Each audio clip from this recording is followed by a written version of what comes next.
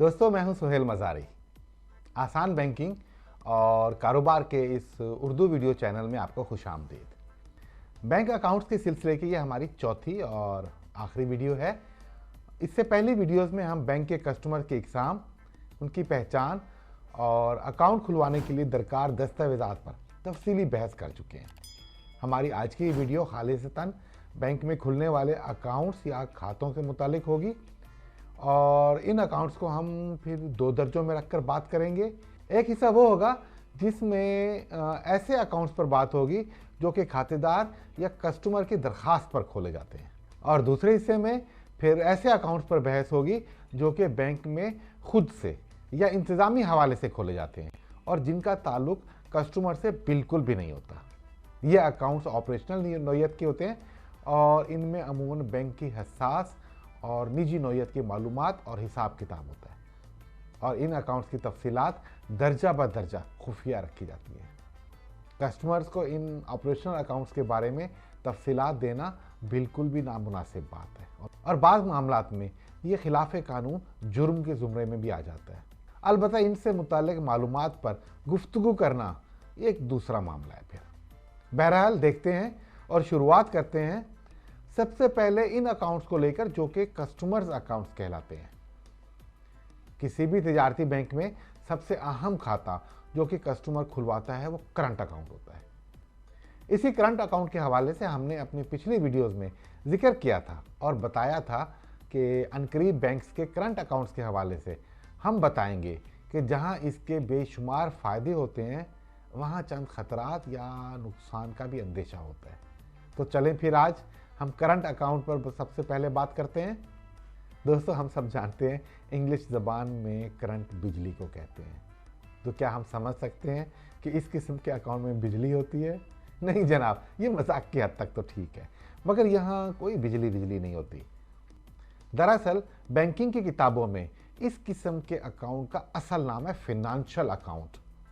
अब ये financial account कैसे करंट अकाउंट बना, इस पर खामोशी है, मगर हम कह सकते हैं चूँकि हम आम ज़बान में बिजली को इंतहाई तेज़ रफ्तारी से मुतशाबे करते हैं, और यहाँ इस किस्म के अकाउंट में भी चूँकि बहुत ज़्यादा और तेज़ी से ट्रांजैक्शन होती हैं, और इसी तशबीह की वजह से शायद इसे करंट अकाउंट का नाम पड़ गया। मगर ये कोई साबित शुदा बात नहीं होगी, बस एक अंदाज़ा लगाया जा सकता है। और अब तो इसका असल नाम जो कि फिनेंशियल अकाउंट है वो कहीं दूर गुम हो चुका है, और बस सब इसे करंट अकाउंट ही कहते हैं।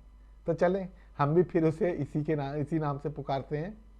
बैंकिंग की दुनिया में ये एक खालिसतन कारोबारी नौयत का अकाउंट होता है जहां लेन देन या ट्रांजैक्शन की कोई हद मुकर्रर नहीं होती। बस जब चाहा जिस कदर ज़रूरत हुई रकूमात निकलवाई और जमा करवाई जा सकती हैं।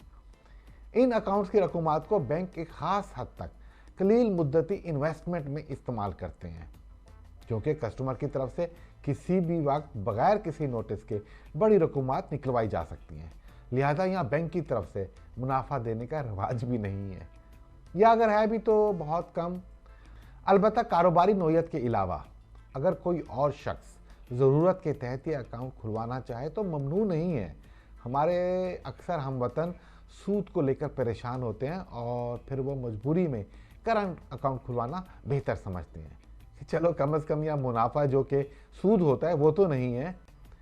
अब यहाँ बैंक की तरफ से अकाउंट में मिलने वाला मुनाफा और सूद में फ़र्क, या क्रेडिट पर मार्कअप और इंटरेस्ट के दरमियान फ़र्क पर बहुत ही तफसीली वीडियोस हम बहुत पहले ही बनाकर इस चैनल पे अपलोड कर चुके हैं, जहां हमने ये बात साबित की है कि बैंक के किसी भी तरह के डिपॉजिट पर मिलने वाला मुनाफा कतई सूद नहीं है, या फिर सूद हो ही नहीं सकता, क्योंकि इस तरह की रकूमात जो कि बैंक मुनाफे की शक्ल में कस्टमर को देते हैं वो सूद की बुनियादी शराइत पूरी नहीं करता।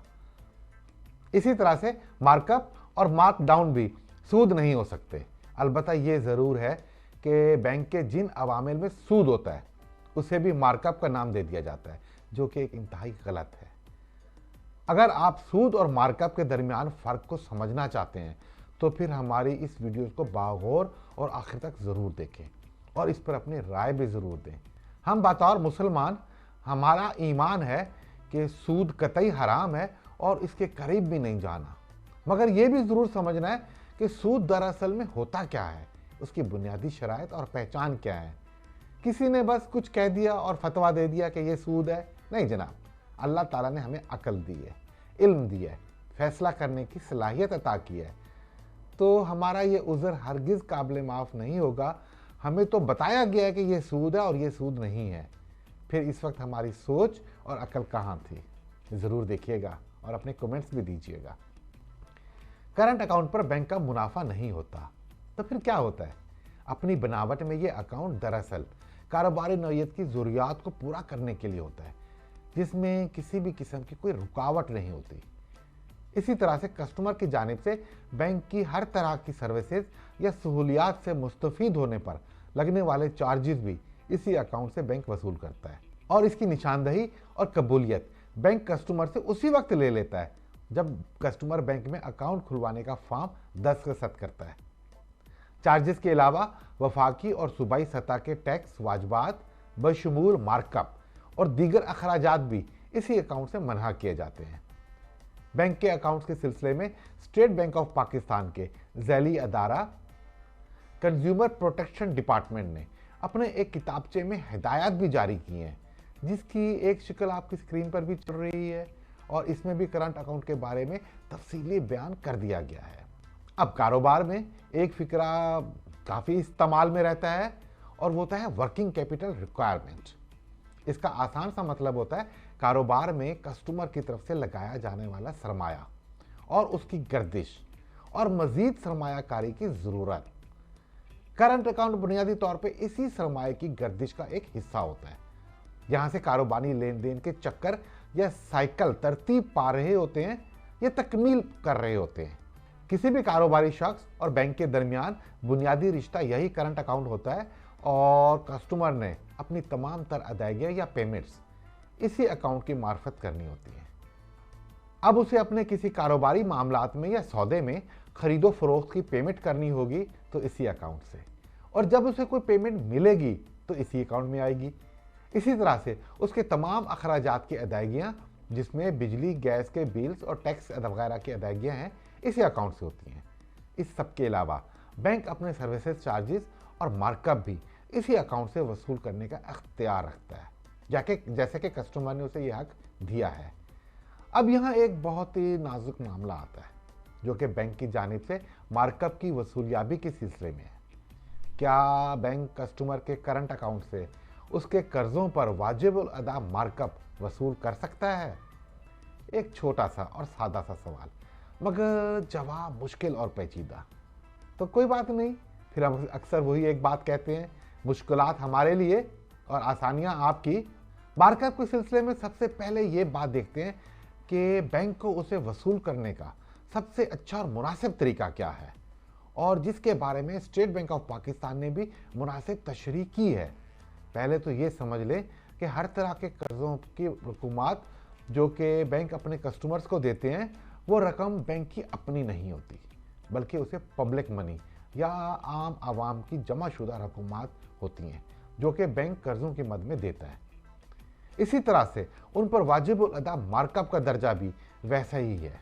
लिहाजा ये ख्याल कि बैंक मार्कअप छोड़ देगा हरगिज़ गलत है, और बैंक अपना मार्कअप कभी भी नहीं छोड़ता या कभी माफ़ नहीं करता, क्योंकि ये रकम उसकी होती ही नहीं है और ना ही उसे ऐसे करने का इख्तियार है।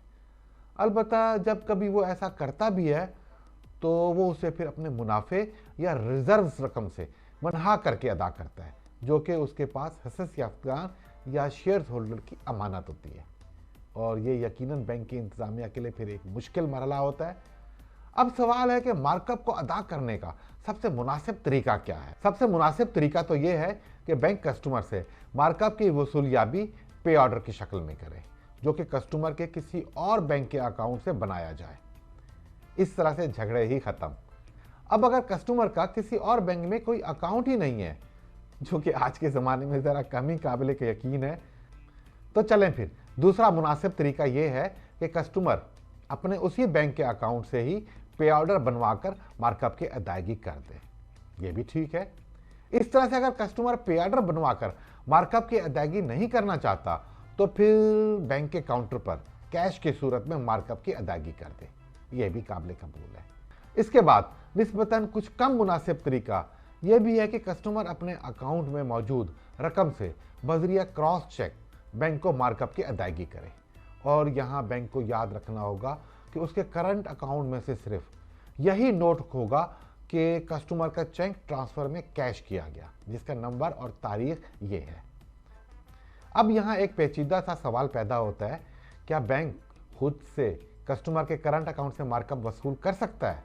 और क्या उससे कंपाउंड या मुरक्कब मार्कअप तो नहीं हो जाएगा? जी बिल्कुल, गौर करना होगा, तवज्जो से सुनिए। बैंक कस्टमर से उसके अकाउंट से मार्कअप वसूल करने की चाहे अथॉरिटी या अख्तियार ले या ना ले, दोनों सूरतों में बैंक अपने चार्जेस बमा मार्कअप कस्टमर के अकाउंट से वसूल करने का हक रखता है। मगर बहुत बहुत ख्याल रखना होगा कि अकाउंट में कस्टमर की रकम मौजूद हो या फिर उसकी फाइनेंसिंग की बाकायदा मंजूर शुदा और कारआमद लिमिट मौजूद हो और उसमें इतनी गुंजाइश हो कि मार्कअप की मद में बैंक वसूलियाबी कर सके। अब चूंकि फाइनेंसिंग करंट अकाउंट पहले से डेबिट या मनफी बैलेंस में जा रहा है और उस पर मार्कअप की पैदाइश हो रही है, तो देखने में तो यही लगता है कि मार्कअप लेने से अकाउंट की पोजीशन मार्कअप पर मार्कअप लेने वाली हो जाएगी। मगर ये कंपाउंड या मुरक्कब मार्कअप के दर्जे पे नहीं आएगा, क्योंकि करंट अकाउंट का किरदार और मकसद ही कुछ ऐसा है और बैंक के पास अख्तियार भी है। और फिर तस्लीम कर लेने वाली दलील है कि जब कस्टमर अपनी कारामद लिमिट से पे ऑर्डर या चेक या कैश की सूरत में मार्कअप सर्विस कर सकता है, तो फिर बैंक खुद से, जबकि उसके पास अख्तियार भी है, क्यों नहीं मार्कअप वसूल कर सकता? यकीनन कर सकता है। यह मार्कअप मुरक्कब नहीं होगा। तो फिर वो कौन सी हालत होगी जब मार्कअप कंपाउंड या मुरक्कब होगा? तो जनाब, अब अगर उसके करंट अकाउंट में रकम मौजूद नहीं है या फिर फाइनेंसिंग के लिमिट में इतनी गुंजाइश ही नहीं है कि मार्कअप को वसूल किया जाए और फिर बाद में फोर्स डेबिट करके अगर बैंक मार्कअप वसूल करता है, तो ये गलत होगा और कंपाउंड मार्कअप के दर्जे पर चला जाएगा। इसकी फिर वही मिसाल होगी कि जब कस्टमर पे ऑर्डर की या कैश की सूरत में अपने अकाउंट से मार्कअप की सर्विस नहीं कर सकता, तो बैंक ने कैसे मार्कअप वसूल कर लिया? अब यहाँ बैंक एक और ख़तरनाक काम करता है, आर्जी तौर पे कस्टमर के लिमिट को बढ़ा देता है, जिसकी ना तो कस्टमर ने दरख्वास्त दी होती है और ना ही बाकायदा से उसकी मंजूरी होती है। अगर बैंक खुद से फाइनेंसिंग की लिमिट बढ़ाकर मार्कअप वसूल करता है, तो इसका सीधा सा मतलब है कि बैंक ने विंडो ड्रेसिंग की है और जिसकी स्टेट बैंक ऑफ पाकिस्तान ने सख्ती से ममानत कर रखी है और ये बैंकिंग प्रैक्टिस में जुर्म के ज़ुमरे में आएगा। अब इस तरह का मामला जब भी स्टेट बैंक या बैरोनी ऑडिटर्स के इल्म में आएगा, बैंक को वो वसूल शुदा रकम उसी तारीख की हैसियत में लौटानी होगी, बल्कि उस पर जुर्माना भी आयद हो सकता है और दूसरी तरफ बैंक को अपने इस अकाउंट का फिर क्लासिफाइड भी करना पड़ जाएगा। अब हमारे मुशाहिदे में है कि बैंक इस तरह के मामलात को लेकर हमारी मुअज़्ज़ज़ हाई कोर्ट्स और बैंकिंग कोर्ट्स में मुकदमत की एक बहुत बड़ी तादाद ज़ेर इल्तवा है, जिसमें मुद्दई और मुल्ज़िम दोनों अतराफ के मोहतरम और काबिल वकला बहस करते नजर आते हैं कि करंट अकाउंट को डेबिट करके बैंक ने मार्कअप पर मार्कअप चार्ज किया है, लिहाजा ये कंपाउंड है, जबकि दूसरा फरीक उसे गलत साबित करने की कोशिश करता है। बहरहाल हम इन अदालती अमूर और मामलात में ज़्यादा बात नहीं करेंगे। यकीनन हमारी मुअज़्ज़ज़ अदालतें इस सारे मामलात को देख रही हैं और फैसले भी हो रहे हैं। हम यहाँ सिर्फ एक सवाल करते हैं कि बैंक के मार्कअप को वसूल करने के तरीके पर पहले दर्जे में 3 निगाहें मुसलसल जमी हुई होती हैं। नंबर 1 इंटरनल या अंदरूनी ऑडिटर, नंबर 2 एक्सटर्नल या बैरोनी ऑडिटर, और अगर इन दोनों से भी चूक हो जाए तो फिर तीसरी निगाह बहुत ही तेज और कारी होती है और वो है स्टेट बैंक के ऑडिटर्स। तो फिर कैसे? इसके बाद के मरहले पर भी अगर कस्टमर को कंपाउंड मार्कअप की शिकायत है, तो स्टेट बैंक ऑफ पाकिस्तान में एक डिपार्टमेंट है जिसे कंज्यूमर प्रोटेक्शन डिपार्टमेंट कहते हैं। वहाँ शिकायत दर्ज करवाई जा सकती है और यकीन जानिए, बैंक के खिलाफ दर्ज होने वाली तमाम शिकायत वहाँ पर निहायती तवज्जो से ना सिर्फ देखी जाती हैं, बल्कि उन पर फौरी कार्रवाई भी होती है। उसके बाद एक और प्लेटफॉर्म भी है और उसका नाम है बैंकिंग मुहतसब की मुअज़्ज़ज़ अदालत, जहाँ हर शिकायत पर फौरी कार्रवाई होती है और बिल्कुल मुफ्त में, कोई फीस नहीं, कोई चार्जेस नहीं। सिर्फ एक आखिरी बात करके हम आगे बढ़ते हैं कि कस्टमर के करंट अकाउंट से, चाहे वो पहले से डेबिट या मनफी क्यों ना हो, अगर बताए गए और तयशुदा तरीके के तहत बैंक अपना मार्कअप वसूल करता है तो फिर वो कंपाउंड नहीं है और बैंक को कोई डर नहीं। अब अगर बैंक ज़बरदस्ती या बताए गए तरीके से हटकर मार्कअप वसूल करता है तो फिर यकीनन ना सिर्फ वो मार्कअप कंपाउंड होगा बल्कि विंडो ड्रेसिंग भी होगी और फिर बैंक को अपने इस अमल की कीमत भी चुकानी पड़ सकती है। मगर याद रखने की बात है कि बैंक पर निगरानी का एक कड़ा पहरा हमेशा मौजूद रहता है। करंट अकाउंट के बाद हम मुख्तसरन profit and loss sharing account को भी देख लेते हैं। गो के इस पर पहले से यूट्यूब पर काफ़ी वीडियोस मौजूद हैं। बस ये जान लीजिए कि इन अकाउंट्स पर मिलने वाला मुनाफा किसी भी सूरत में सूद नहीं है। इस पर हमारी तफसीली वीडियोस मौजूद हैं। हाँ, अलबत्ता इसे मुनाफा कहना भी मुनासिब नहीं होगा, इसे कोई दूसरा नाम भी दिया जा सकता है, जैसा कि सलामी या एक्स ग्रेशिया या बख्शीश या इनाम या कुछ और, मगर सूद कहना गलत है। इस सब के बाद हम आते हैं इन अकाउंट्स की तरफ जो कुछ तो कस्टमर के करंट अकाउंट से वाबस्ता होते हैं, जो कि ऑपरेशनल नौयत के होते हैं, और कुछ बैंक के अपने अकाउंट्स होते हैं और वो कतई इंतजामी नौयत के होते हैं। तो सबसे पहले इस सिलसिले में हम देखते हैं मार्जिन अकाउंट। फाइनेंसिंग या बैंकिंग की लुगत में मार्जिन का लफ्ज़ी तर्जुमा है सरमायाकारी और मुतवक्के कर्जे के दरमियान फ़र्क। इसे हम बैंकिंग के रोज़मर्रा अमूर की मिसालों से भी समझ लेते हैं। बैंक की सर्विसेज से एक कस्टमर एलसी या लेटर ऑफ क्रेडिट 10% मार्जिन के एवज खुलवाता है या किसी इदारे के हक में बैंक की गारंटी जारी करवाता है, तो इसका मतलब ये हुआ कि अगर 1 लाख रुपए मालियत की ट्रांजैक्शन हो रही है तो कस्टमर इसमें 10,000 रुपए कैश की सूरत में अपना हिस्सा डालेगा और बाकी का हिस्सा बैंक का होगा। अब चूंकि एलसी या गारंटी दोनों नॉन फंडेड क्रेडिट फैसिलिटीज़ हैं, तो ऐसी सूरत में कस्टमर के करंट अकाउंट के साथ ही बैंक एक मुतवाजी मार्जिन अकाउंट खोलेगा और कस्टमर के 10,000 रुपए की रकम इस करंट अकाउंट से मुनहा करके उस मार्जिन अकाउंट में जमा कर देगा और इसके बाद वो एलसी या गारंटी जारी हो जाएगी। बाद में फिर ये रकम दरअसल में एडजस्ट हो जाने के बाद वापस कस्टमर के करंट अकाउंट में मुंतकिल हो जाएगी। इस तरह से दीगर मार्जिन के अकाउंट बनाए जाते हैं जो कि ऑपरेशनल नौयत के होते हैं। इसके बाद हम बात करते हैं कस्टमर के मार्कअप रिसीवेबल अकाउंट की। मार्जिन अकाउंट्स की तरह ये भी ऑपरेशनल नौयत का एक अकाउंट होता है। कर्जों या क्रेडिट की सहूलत पर इकट्ठा होने वाला मार्कअप एक ख़ास मुद्दत के बाद, जो कि अमूमन सहमाही या 3 माह साइकिल पर मुश्तमिल होता है, इस रिसीवेबल अकाउंट में आकर जमा होता है, जो कि मनफी हिस्सों में दिखाई देता है। अब जब कभी भी कस्टमर का अकाउंट देखा जाता है तो करंट अकाउंट के साथ ही उसका मार्कअप रिसीवेबल अकाउंट भी नज़र आता है। जब कस्टमर मार्कअप की अदायगी करता है तो करंट अकाउंट से रकम मनहा होकर इस मार्कअप के मनफी हिस्सों में जमा हो जाती है और ये मनफी और जमा बराबर होकर फिर सिफर दिखाता है, जिसका मतलब ये हुआ कि कस्टमर ने मार्कअप की अदायगी कर दी। कस्टमर के करंट अकाउंट के साथ एक और किस्म का अकाउंट भी खोला जाता है जिसे हम लायबिलिटी अकाउंट कहते हैं। इसका मतलब ये हुआ कि बैंक की जानिब से कस्टमर को इतनी रकम की अदायगी करनी है जो कि उसके अकाउंट में दिखाई दे रही है, मगर क्यों और कैसे? अब जब एक कस्टमर अपने करंट अकाउंट में किसी दूसरे बैंक का जारी करदा पे ऑर्डर या चेक जमा करवाता है तो उसे क्लियरिंग की साइकिल से होकर कैश होने में या रिटर्न होने में अमूमन 2 काम वाले दिन लग जाते हैं। अब इस अकाउंट को देखकर मालूम हो जाता है कि उस कस्टमर के करंट अकाउंट में कितने और किस मालियत के चेक क्लियरिंग में हैं और कब तक कैश हो जाएंगे। और उसके बाद जैसे ही इन चेकों का फेट बैंकों का मौसूल होता है तो रकम कस्टमर के करंट अकाउंट में मुंतकिल हो जाती है और लायबिलिटी अकाउंट दोबारा से सिफर की पोजीशन में वापस आ जाता है। ये लायबिलिटी अकाउंट एलसी के खुलवाने के वक्त या बैंक गारंटी के जारी होने पर भी इसी तरह से कस्टमर की जानिब से फॉरेन एक्सपोर्ट्स के बिल प्रोसेस करते वक्त भी इसी तरह से इस्तेमाल किए जाते हैं, जिससे उस कस्टमर की फिनेंशियल पोजीशन हमा वक्त नज़रों के सामने रहती है।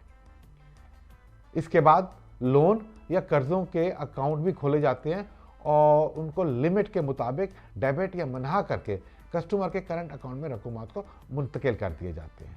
इस तरह से जब कभी कस्टमर के से कर्जे या लोन की रकम की वसूलियाबी की जाती है तो बिल्कुल उसी तरह से उसके करंट अकाउंट को चेक या अथॉरिटी के तहत मनहा करके उसी लोन अकाउंट में रकम को मुंतकिल कर दिया जाता है। उससे किसी भी वक्त ये मालूम हो जाता है कि किस कस्टमर ने कब कितना कर्जा लिया था और अब किस कदर काबिल वापसी रह किया है। इंशाल्लाह इन सारे मामलात को हम फिर अपने क्रेडिट या बैंक लोन की वीडियोस में तफसील से देखेंगे और इस पर बात करेंगे। दोस्तों, इसके बाद अगले मरहले में बहुत ही अहम, ऐसा अहम कि हमारे बहुत सारे दोस्त अहबाब अक्सर इन अकाउंट्स के बारे में पूछते हैं कि ये क्या होते हैं और ये कैसे काम करते हैं।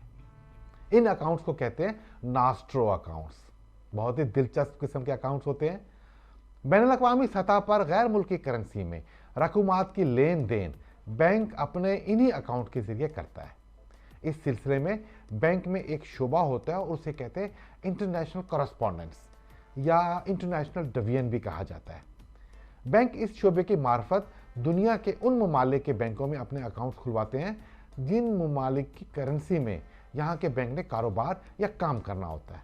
मसलन अमेरिकन डॉलर के लिए न्यूयॉर्क में अमेरिकन एक्सप्रेस या सिटी बैंक या कोई और, बरतानवी करेंसी पाउंड स्टर्लिंग के लिए लंदन का लॉयड्स बैंक, इसी तरह से यूरो के लिए जर्मनी में ड्रेजनर बैंक और फ्रांस में फिर यूबाफ। यूरो के साथ ही जर्मनी के बैंक अपनी करेंसी मार्क में भी काम करते हैं। इसी तरह से फ्रांस में फ्रैंक। अब जब कभी भी कोई मकामी ताजिर या एक्सपोर्टर अपने माल तिजारत को दुनिया के किसी भी मुल्क में फ़रोख्त करेगा तो बदले में उसकी कीमत अमेरिकन डॉलर मिलेगा। तो फिर उसे ख़रीदार को दो अकाउंट्स बताने होंगे। नंबर एक, उसका पाकिस्तान में मकामी बैंक का अकाउंट नंबर और दूसरा उस बैंक का अमेरिका में नास्ट्रो अकाउंट नंबर। इसी तरह से ख़रीदार माल तिजारत की कीमत पाकिस्तान के मकामी बैंक के नास्ट्रो अकाउंट नंबर के साथ अपने एक्सपोर्टर को नाम और अकाउंट नंबर वहां अपने बैंक को देगा और इन्हें हिदायत करेगा पाकिस्तान से ख़रीदे गए माल की कीमत इस अकाउंट में मुंतकिल कर दो, और फिर 24 घंटे के अंदर अंदर पाकिस्तान में इस एक्सपोर्टर के अकाउंट में रकम मुंतकिल हो जाएगी। बिल्कुल इसी तरह मकामी इंपोर्टर या दरामद कुनंदा के माल खरीद की कीमत भी उसके गैर मुल्की एक्सपोर्टर के अकाउंट में मुंतकिल हो जाएगी। बैंक के इन तमाम गैर मुल्की अकाउंट्स को जिनके ज़रिए वो गैर मुल्की करेंसी में लेन देन या ख़रीदो फरोख्त करते हैं उसे नास्ट्रो अकाउंट्स कहते हैं। इन सब के मुतवाज़ी बैंक अपने पास खुद से एक अकाउंट खोलता है और उस नास्ट्रो अकाउंट में होने वाली तमाम ट्रांजैक्शन को रिकॉर्ड करता है और उसकी पड़ताल करता है, और फिर इन अकाउंट्स को कहते हैं वास्ट्रो अकाउंट। याद रखिए कि दो तरह के अकाउंट है जो कि नास्ट्रो अकाउंट्स और वास्ट्रो अकाउंट्स। इस सब के बाद अब हम बात करेंगे बैंक के सस्पेंस और सैंड्री अकाउंट्स की। हमारे अक्सर दोस्त अहबाब इन दोनों अकाउंट्स को एक जैसा ही समझते हैं, मगर नौयत में इन दोनों अक़साम के अकाउंट्स में फ़र्क है। सस्पेंस अकाउंट्स कुछ ऐसे आर्जी किस्म के अकाउंट्स होते हैं जहां मुख्तलिफ एंट्रीज आर्जी तौर पर रखी जाती हैं कि जब तक उनसे मुतालिक फ़ैसला नहीं हो जाता। मसलन एक कस्टमर ने अपने अकाउंट में रकम जमा करवाने के लिए डिपॉजिट स्लिप भरी और काउंटर पर जमा करवा कर उसकी रसीद ले ली और फिर वो चलता बना। कैशियर साहब ने जब वो स्लिप कार्रवाई के लिए आगे रवाना की तो मालूम हुआ कि उस कस्टमर ने अपना अकाउंट नंबर गलत दर्ज कर दिया है। फिर उस कस्टमर से राब्ता ही नहीं हो पाता, लिहाजा उसकी जमाशुदा रकम को जब तक के मामला दुरुस्त नहीं हो जाता बैंक अपने एक सस्पेंस अकाउंट में मुंतकिल कर देगा। कुछ अर्सा बाद या यूं समझ लीजिए 2 या 3 माह बाद वो कस्टमर शिकायत के साथ सामने आता है और बताता है कि उसने 3 माह कबल अपने अकाउंट में जो रकम जमा करवाई थी वो गायब है। सबूत के तौर पे वो डिपॉजिट स्लिप की वो रसीद दिखाता है। अब तस्दीकी अमल के बाद उसके दुरुस्त अकाउंट नंबर तक रसाई ली जाती है और फिर उस सस्पेंस अकाउंट में रखी हुई या रुकी हुई उस आर्जी एंट्री से रकम निकालकर उस कस्टमर के दुरुस्त अकाउंट के नंबर के साथ पोस्ट कर दी जाती है। इस जैसी और बेशुमार मिसालें हैं, जैसा कि एक डिपॉजिटर ने अपने अकाउंट में 10,000 रुपये जमा करवाने थे और गलती से वो 20,000 रुपये जमा करवा गया, और मज़े की बात है कि रसीद पर भी 10,000 रुपये वसूली की दर्ज है। अब यहाँ शाम को जब कैश बैलेंस किया गया तो 10,000 रुपये से कैश बढ़ गया, लिहाजा जब तक इस बढ़े हुए कैश का फैसला नहीं हो जाता इस रकम को फिर उसी सस्पेंस अकाउंट में रखा जाएगा।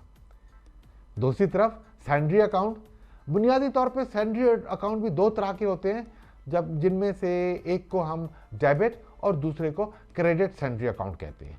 इन दोनों अकाउंट का मकसद भी किसी भी किस्म के एंट्री का आर्जी तौर पर ठहराव है, मगर यहाँ गलती वाली बात नहीं है।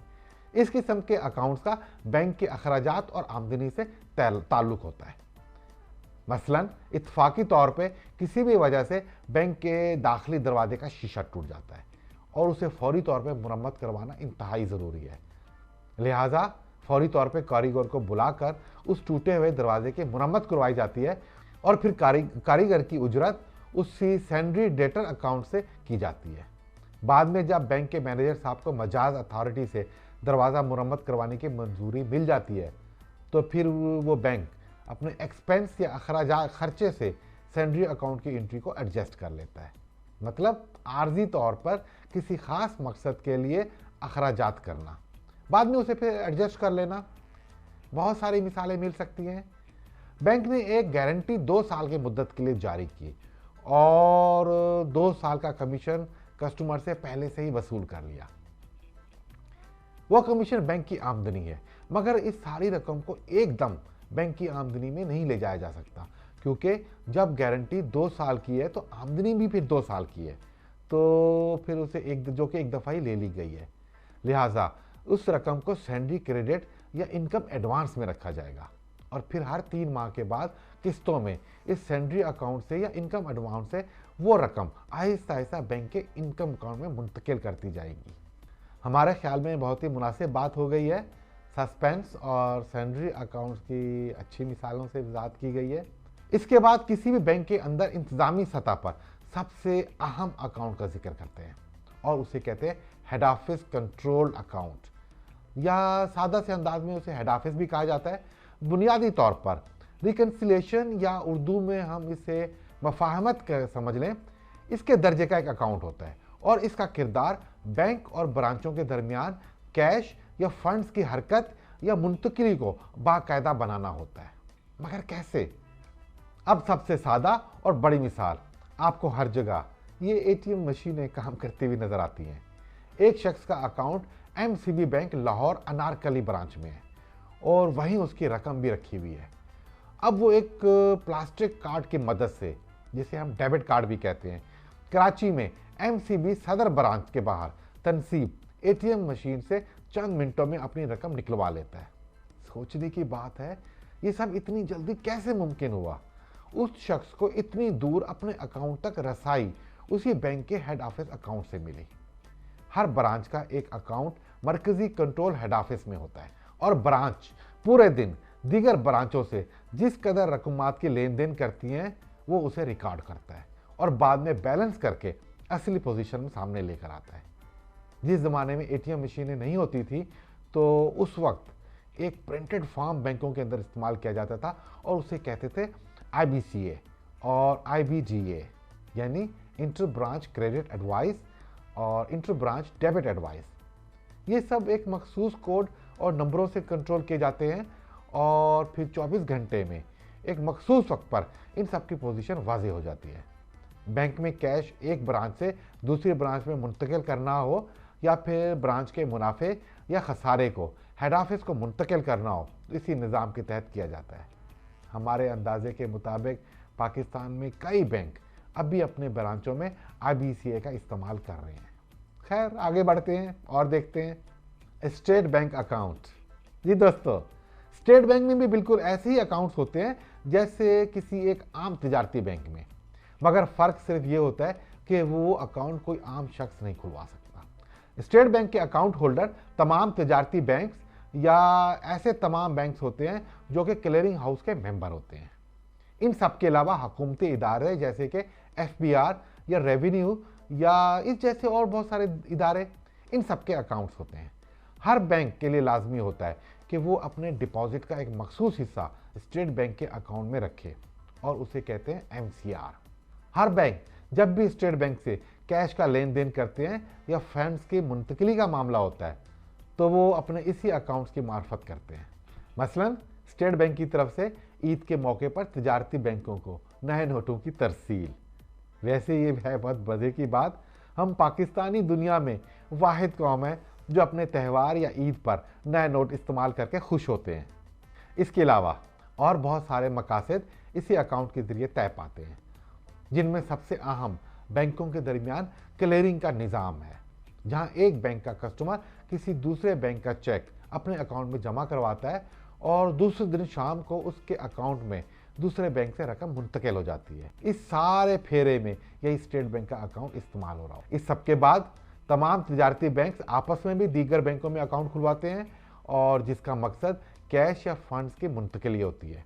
मसलन स्टेट बैंक की ब्रांचें तो फिर पाकिस्तान के तमाम शहरों में नहीं है।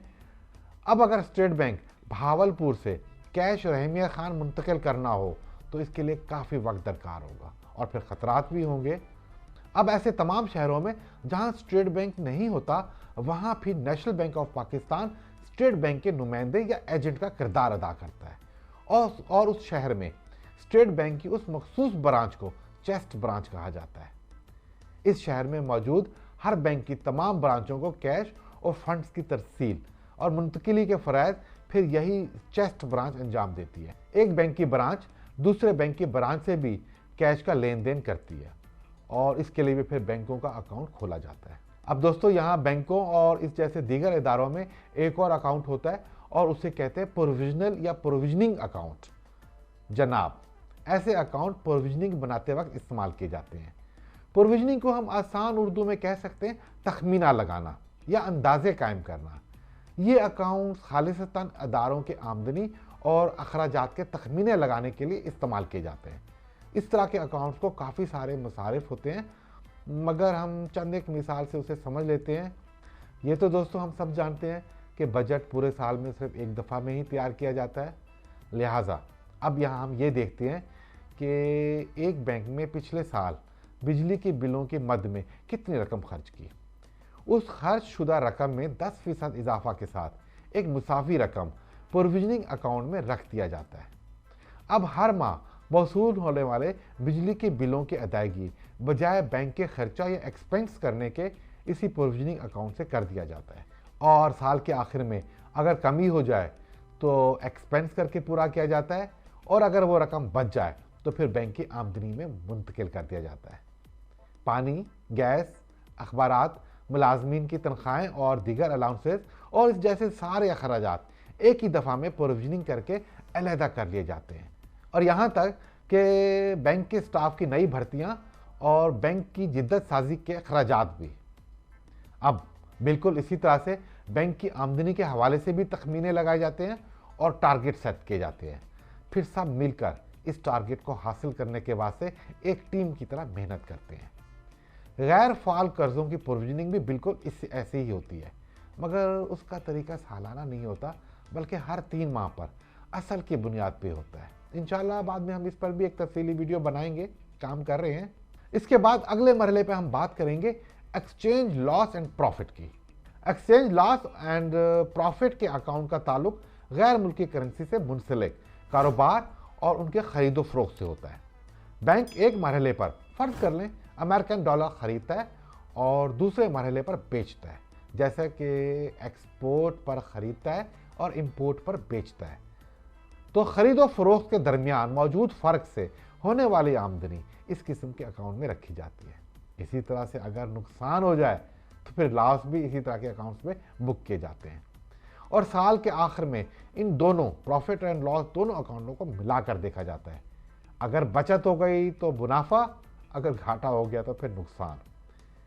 इस तरह बैंकों के पास मौजूद गैर मुल्की करेंसियों का तबादले की शरह में रद्दोबदल या उतार चढ़ाव से होने वाले असरात को भी exchange loss and profit account से पूरा किया जाता है और प्रीमियम में रखा जाता है। अलबत्ता 1998 में जारी होने वाले स्टेट बैंक के सर्कुलर नंबर FE25 के तहत खुलने वाले अकाउंट्स और गैर मुल्की करेंसी के डिपॉजिट्स की नौइयत कुछ मुख्तलिफ होती है, और इसके बारे में हम अपनी आने वाली वीडियो में फिर बात करेंगे। अब दोस्तों, हम अपनी इस वीडियो को मुख्तसर करते हुए ये बताना चाहते हैं कि इन सब के अलावा और भी अक़साम के अकाउंट्स होते हैं, मसलन डोनेशन या खैराती अकाउंट या फिर बैंक मुलाजिमिन की ट्रस्टी अकाउंट और बहुत सारे। इंशाल्लाह फिर जब कभी मौका हुआ तो हम उस पर रह जाने वाले दिए गए अकाउंट पे भी बात कर लेंगे। फ़िलहाल हम अपने इस बैंक अकाउंट के सिलसिले को यहाँ ख़त्म करते हैं और इसके साथ ही हमारी आज की वीडियो भी। हमारी वीडियो देखने का शुक्रिया। हमें यकीन है कि आज आपने ज़रूर कुछ ना कुछ नया सीखा होगा। ज़रूर कमेंट्स कीजिएगा, हम आपकी कमेंट्स को पढ़ते हैं और जवाब भी देते हैं। तो फिर आज तक के लिए इतना काफ़ी। मिलते हैं इंशाल्लाह बहुत जल्दी एक नई वीडियो के साथ। अल्लाह हाफ़िज़।